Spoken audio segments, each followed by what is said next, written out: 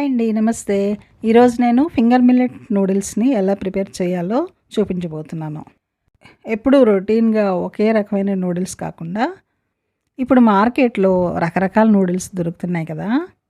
So మనమైతే రాగి నూడిల్స్ని తీసుకున్నామండి, finger millet noodles. So late చేయకుండా ఈ నూడిల్స్ ఎలా ప్రిపేర్ చేయాలో చూసేద్దాం. Welcome back to Indu similar recipes. ముందుగా నేను ఇక్కడ ఒక చిన్న ప్యాక్ తీసుకున్నాను. ఇందులోని 2 కేక్స్ ఉంటాయన్నమాట.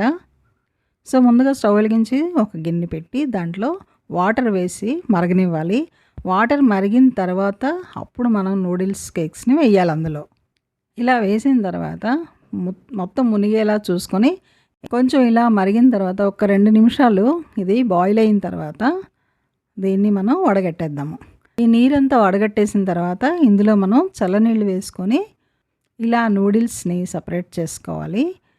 ఇలా చల్లనీళ్ళు వేయడం వల్ల నూడిల్స్ ముద్ద కట్టకుండా పొడి పొడిగా తయారవుతుంది. సో ఇందులో మనం ఆయిల్ కూడా వేయలేదు, అవసరం లేదండి. ఇలా వాటర్ వేస్తే చాలు, సెపరేట్ అయిపోతుంది. ఇప్పుడు ఇది పక్కన పెట్టేసి ఇప్పుడు స్టవ్ మీద ఒక కడాయి పెట్టి దాంట్లో ఒక 2 స్పూన్ల ఆయిల్ వేసుకోండి. 4 గుడ్లని ఈ రకంగా చితక్కొట్టి ఇందులో వేసుకోవాలి. ఇలా వేసుకున్న తర్వాత కాస్త కలపాలండి. వెంటనే కలపాలి, ఎందుకంటే లేదంటే పెద్ద పెద్ద ముక్కలు అయిపోతాయి.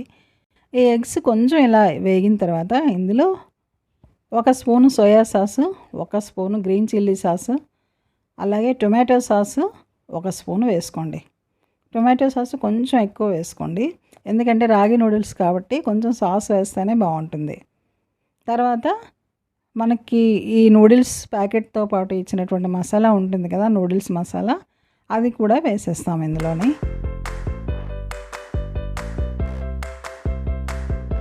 బాయిల్ చేసి ఉంచినటువంటి నూడిల్స్ ఉన్నాయి కదా, ఈ నూడిల్స్ ఒకదానికొకటి అంటుకొని ముద్దలా అయిపోకుండా ఇలా సెపరేట్ చేసే విధంగా కలుపుకోవాలి. అలాగే మధ్య మధ్యలో ఇలా టాస్ చేసుకుంటూ ఉండాలి. ఇలా కలిపేటప్పుడు టాస్ చేసినప్పుడు హై ఫ్లేమ్లో పెట్టండి. అలా హై ఫ్లేమ్లో ఉంచడం వల్ల నూడిల్స్ బాగా ఫ్రై అయ్యి చాలా టేస్టీగా ఉంటుంది. ఈ రెసిపీ 10 నిమిషాల్లో అయిపోతుందండి. చాలా ఈజీ అందులో మనం హెల్తీగా చేసుకోవచ్చు.